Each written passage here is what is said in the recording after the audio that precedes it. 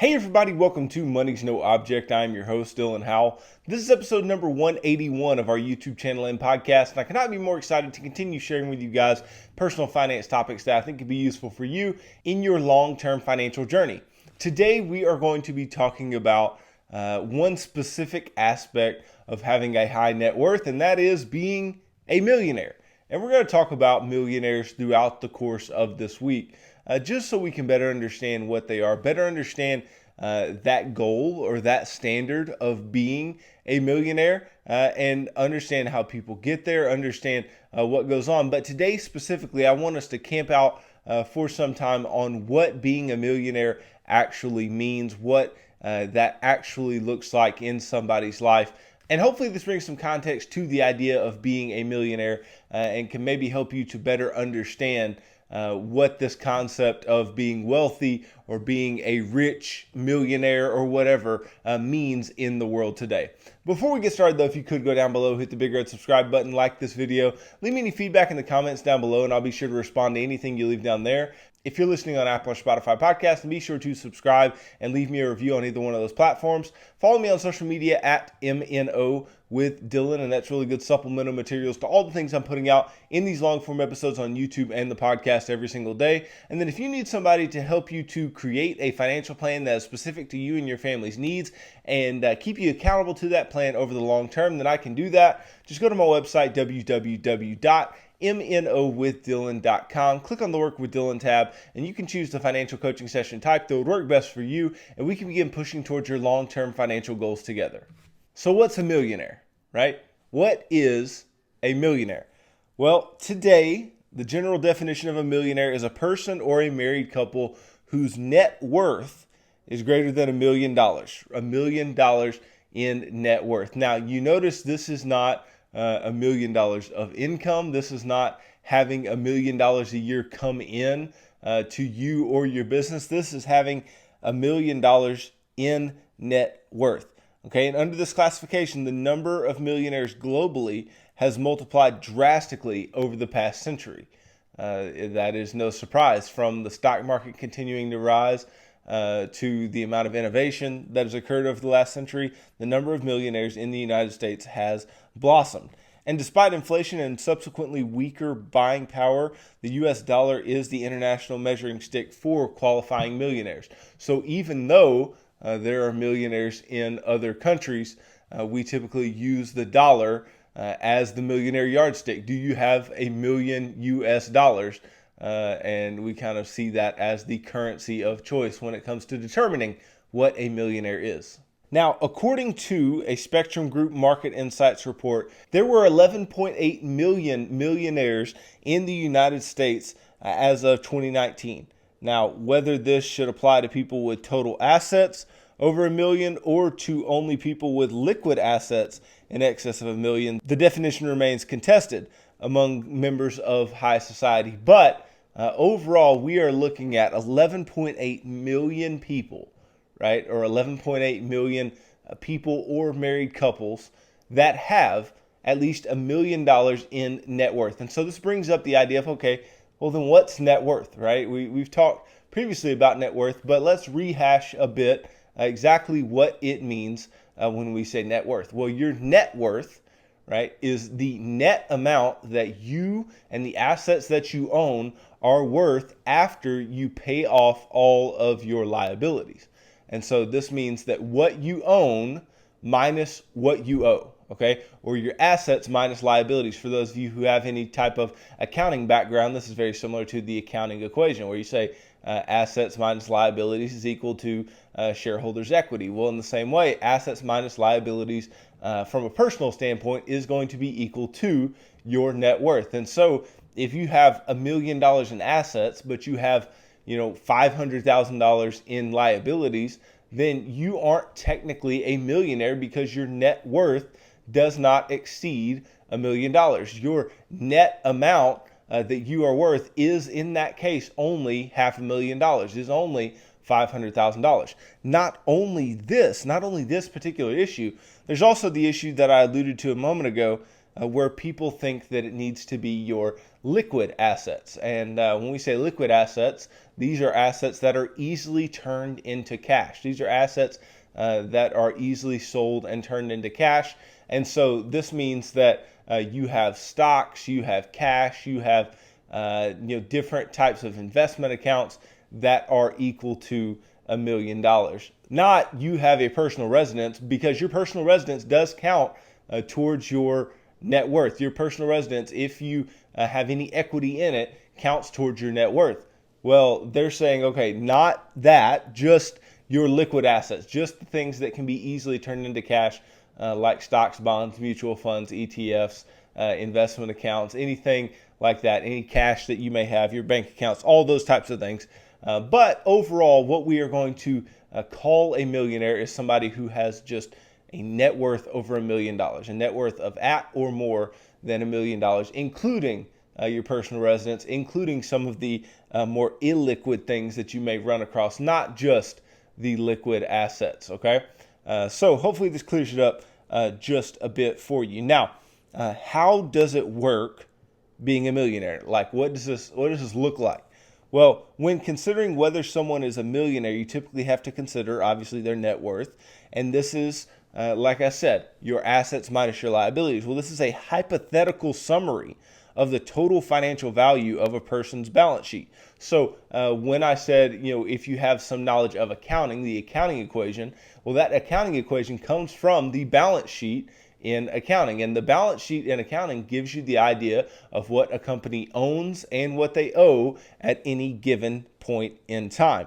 And the same is true for a person. If you made a balance sheet for an individual, you could see what that individual is worth at any point in time. Okay, so this takes into account the appraised value of all non-liquid assets along with the true market value of liquid assets that you own. The concept is meant to be representative of a person's assets minus their liabilities, or simply what they own minus what they owe, right? This is the concept of net worth. Now, categorizing millionaires in this way is not cut and dry when factoring in non-liquid assets. As the price of consumer goods rises and falls, and in an economic slump, it's unrealistic for assets to fetch full price in the market. And not only is it unrealistic for assets to fetch full price, sometimes it's unrealistic that you can even sell some of the illiquid assets that you may own. So counting illiquid assets becomes a little more difficult. Not to mention, you don't know what price you could sell your home for today. You may have a general idea, but unless you want to have it appraised and have a realtor come and look, and you want to do all these different things that are really unnecessary if you're just going to stay living in the house that you currently live in, then there's really no reason to go through all of that hassle just to determine what your net worth is. And so it's not cut and dry, it's not perfect, but you can get a good idea of what your net worth is just based on the general value of whatever you own, liquid or illiquid. Now, when considering whether a person is a millionaire, it's often the case that you look at the individual's balance sheet, like I said a moment ago, and this will help you to see if he or she is worth at least $1 million after considering their wealth and their debts. And so your debts are a big part of whether or not you are a millionaire, because the more debts that you have, even if they're being used to purchase assets, we don't just count the assets. Like, I've seen people online many times talk about being real estate billionaires, right? Well, you may, have this empire of billions of dollars in rental real estate, right? There may be billions of dollars of assets, but there's also hundreds of millions in liabilities. Okay, so just because you have these billions of dollars in assets does not mean that you are a billionaire. You're not a billionaire unless you have $1 billion of net worth, okay? And net worth takes out the liabilities associated with whatever assets you own. So in the same way that is true, if you, let's say, went out, and I know this is a huge example, but let's just use this for simplicity's sake. If you went out and you bought an apartment complex or building that cost $1 million, right? Let's say you went and bought, or maybe a commercial property that cost $1 million, and that was all that you had, right? All you had was that commercial asset. Well, if you bought that with cash, then you would have a $1 million net worth. Okay, you would be a millionaire. But if you didn't put any cash towards it, which again is not realistic, but if you didn't put any cash towards it and you just finance the $1 million commercial property, and so you owe $1 million towards this property, even though you're going to be able to collect rents on it, it is still a liability of $1 million, even though the asset's worth $1 million. So your net worth still works out to zero. Okay, and then as you build equity in it, as you make payments, then your net worth in that particular asset will increase. But you can see that your debts play a huge part in keeping you from becoming a millionaire and keeping you from that point where your net worth does hit $1 million or greater. So I think it'd be interesting just for a moment to look at a little history, right? Where does this word millionaire come from? Well, the word millionaire, it brings up these ideas of these celebrities and athletes and people of interest, these businessmen and businesswomen who have done so great in their respective fields, who have made millions of dollars. That's who we think of. But this is originally a French term used to describe the men made rich off of speculative investments in the New World. By the standards of the 18th century, a millionaire was someone who had amassed an unimaginable amount of money. So there was no specific definition to it as there is today. But at the time, it was like, oh, a millionaire is somebody who has so much money you can't even count it. Like it's a crazy, crazy amount of money. Now, through global warfare, credit catastrophes, and dramatic concentration of wealth among a small percentage of people, the 20th century propelled mankind's contemporary obsession with the consumer comforts and luxury brands enjoyed by the rich and famous. And so in the wake of 120 years of inflation, $1 million hasn't retained the exceptional buying power that it had back in 1900, which would be the equivalent to about 31 million in 2019 dollars, right?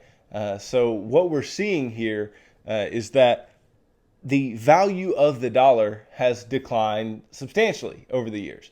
$1 million is not worth what $1 million was once worth, right?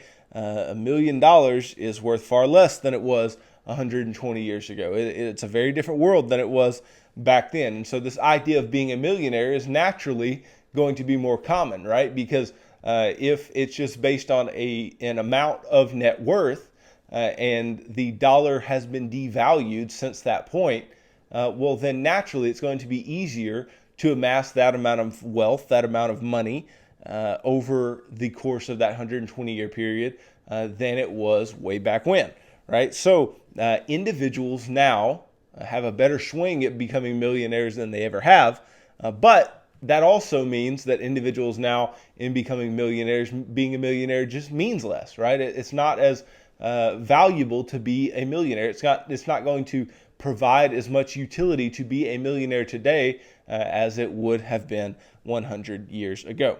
Okay, so let's just look real quick and let's just say we look at an example of what a millionaire's balance sheet or what they own, what they owe looks like, just to give you an example and to help you have a better idea of exactly what a millionaire is. Okay. So let's just use a John Doe type character, and let's say that John Doe has the following assets, okay? John Doe has a house that is worth $350,000. They have a $10,000 car, so that gets us to $360,000 in assets. Okay, a retirement fund worth $600,000, so that gets us to $960,000 in assets. And then they have a stock fund worth $80,000, and so that gets us over the millionaire point, right? And that gets us to $1,040,000. Okay, then you have a mutual fund that is worth $100,000, so that gets us to $1.14 million. And then you have the resale value of non-liquid assets, so things, let's say, like jewelry or precious metals or whatever it may be, of $20,000 and cash of $10,000. So you add on that $30,000. That is total assets of $1.17 million. Now, if you remember our definition of what a millionaire is, this does not necessarily mean that John Doe here is a millionaire. John Doe here is only a millionaire if that amount of assets, it surpasses the amount of liabilities that John Doe has. Okay, so then what do? We take a look at what John Doe has in the way of debts. And so if you look at his debts, you'll see that John Doe has a mortgage of $120,000 and a car loan of $5,000, and that's it. So total liabilities of $125,000. Well, if you take that $1.17 million total assets number and you take away the $125,000 in total liabilities that John Doe has, then you are essentially left with $1.045 million as a net worth for John Doe. Okay, so this can be exactly what a millionaire's profile looks like.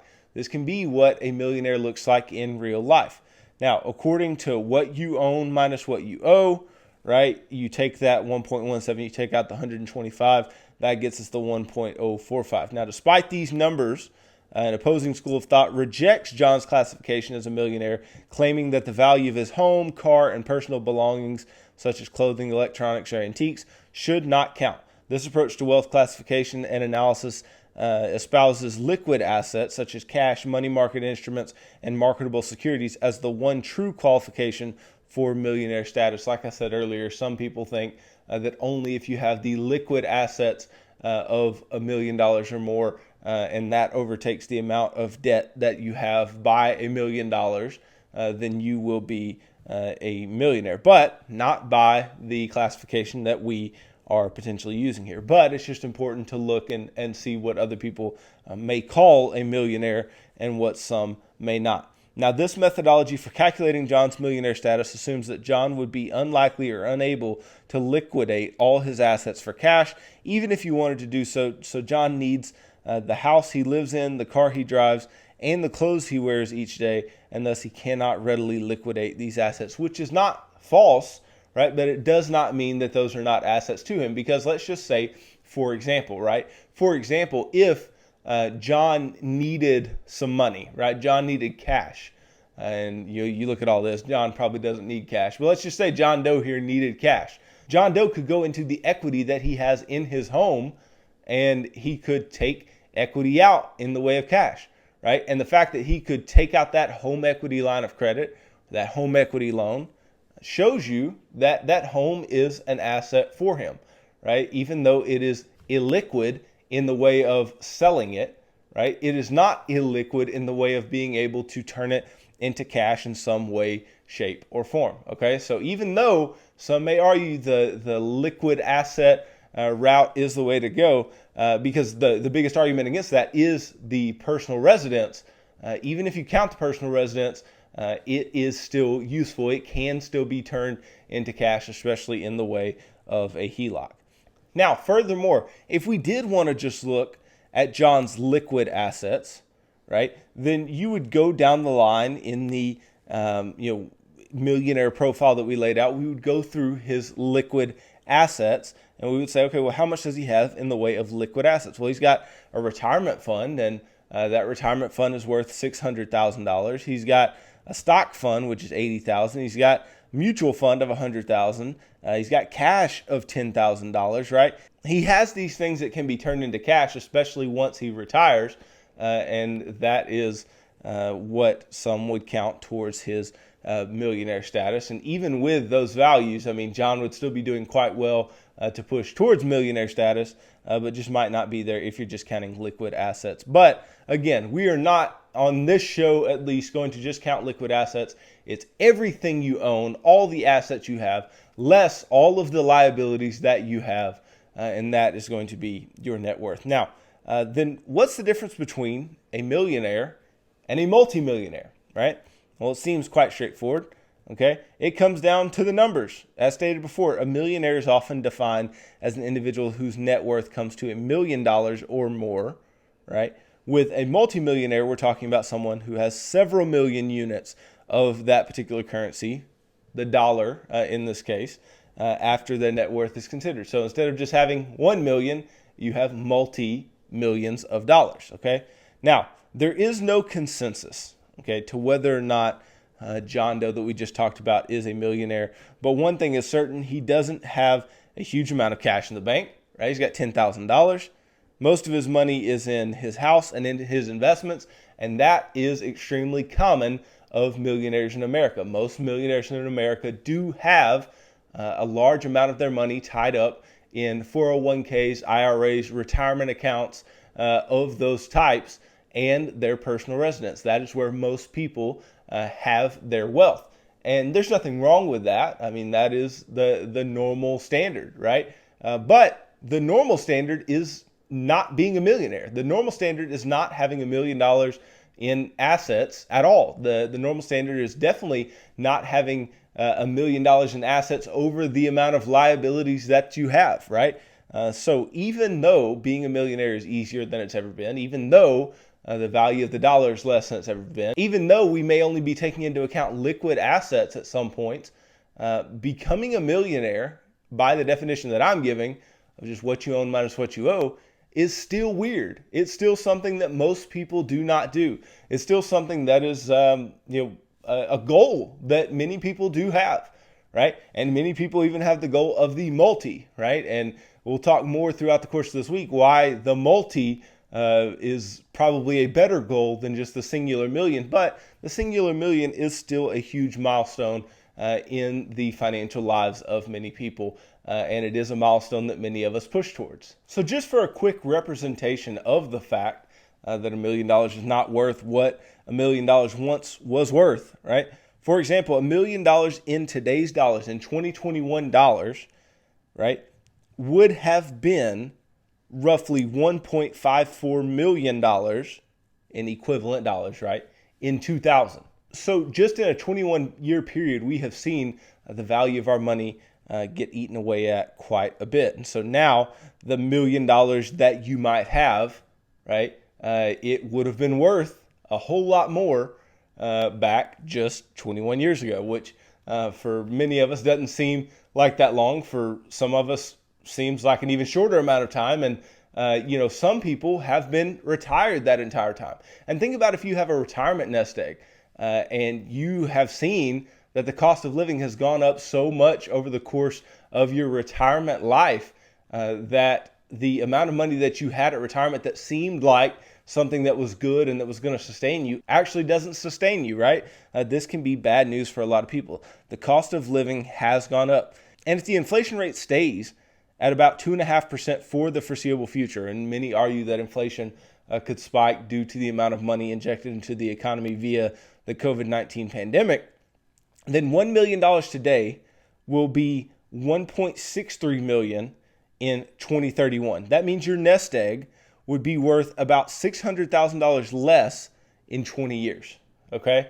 So what this is saying is that if you have $1 million today and you're retiring today, right, the value of that nest egg is going to decline precipitously over the next 10 years, okay? That's why many people say, hey, it is very important, and I corroborate this statement, it is very important to continue to stay invested through retirement and to continue to beat inflation, because if you don't, then the value of your nest egg is going to continue to decline, and $1 million just isn't going to be worth what it's worth today, 20 years from now or 100 years from now or whatever. And 100 years from now, everybody might be a millionaire, or we don't quite know. All we can be sure of is that we do live in an inflationary economy, and the value of our money is constantly declining. Now, the length of people's retirement also has a big impact when it comes to being a millionaire. So from 1950 to 1955, the median age of men retiring was about 67 years old, and they were expected to live to 78. So that is an 11-year retirement on average. Well, fast forward to 2018, and the average retirement age is 62. So the average retirement age has moved up 5 years. Plus, people are expected to live into their 80s. So not only is retirement sooner, we're expecting the money in retirement to last longer. Okay? So in the 1950s, you had to prepare for a decade of retirement. Today, you could be retired for 20, 30 years. That is a long time to provide for yourself. That's a long time to have a nest egg that will provide for you. And not only is that a long time, that's a long time for the value of your money to go down as well. So being a millionaire, right, as valuable as it may be, will not be as valuable as you move forward. And you may even question if $1 million is enough. And we will talk about that as we move forward in this week's episodes, really talking about, how much should you have, what multi-million dollar number should you be looking towards based on your different circumstances and what your nest egg may need to look like. And why $1 million just might not be enough. So for many people today, the classic definition of millionaire is not really their goal, right? Their goal is not just to be a millionaire. Their goal is to build a nest egg big enough to sustain themselves. And that may mean just millionaire based on the other things that you have, or the retirement plans, the pension, whatever that you may have, right? But it may also mean that you need $5 million or $7 million or whatever is going to help meet your cost of living over the course of your retirement lifestyle. Obviously, the more money, the better. But when you're looking at a goal that is going to be attainable and that is going to benefit you over the long term, the $1 million goal just may not be what it once was. So hopefully today's episode has helped you to understand a couple things, right? Hopefully you can understand a little better exactly what a millionaire is, right?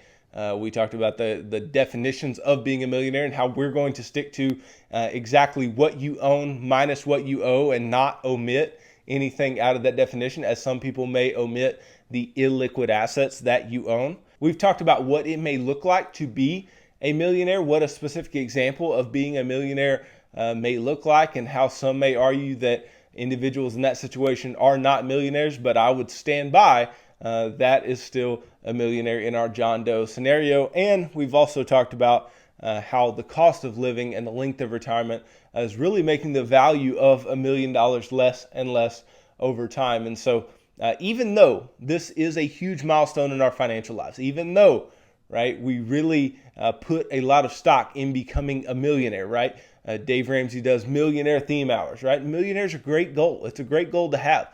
And the vast majority of individuals do not build $1 million in net worth. So if you do it, then bravo, right? And especially if you do it in the liquid asset definition of the net worth. If you do so, then bravo. And that's something that is to be commended. But we're not just building net worth to build net worth. We're building net worth so that we can sustain ourselves over the long term and that we can provide for ourselves in retirement, and then hopefully leave some money behind for those that come after us. And we just really have to start questioning, is $1 million enough? And that's exactly what we are going to talk about in tomorrow's episode. We are going to be questioning, is $1 million enough for us to retire on? So I'll break down some different scenarios and help you guys to better understand whether or not having $1 million can be sustainable over the long term in retirement. So thanks for watching this video. If you could go down below, hit the big red subscribe button, like this video, leave me any feedback in the comments down below, and I'll be sure to respond to anything you leave down there. If you're listening on Apple or Spotify podcasts, then be sure to subscribe and leave me a review on either one of those platforms. Follow me on social media at MNO with Dylan, and that's really good supplemental materials to all the things I'm putting out in these long form episodes on YouTube and the podcast every single day. And then if you need somebody to help you to create a financial plan that is specific to you and your family's needs and keep you accountable to that plan over the long term, then I can do that. Just go to my website, www.MNOwithDylan.com. Click on the Work with Dylan tab, and you can choose the financial coaching session type that would work best for you, and we can begin pushing towards your long-term financial goals together.